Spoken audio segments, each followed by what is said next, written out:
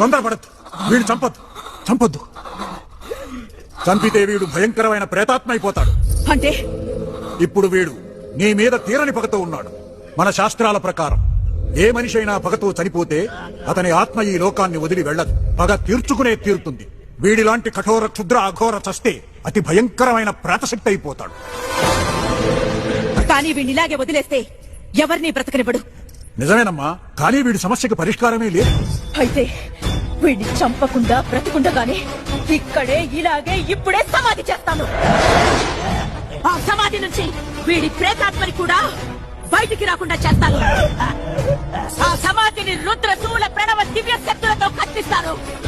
సమాధి నుంచి వీడి ప్రేతాత్మ ఎప్పటికీ బయటికి రాకుండా చేస్తాను.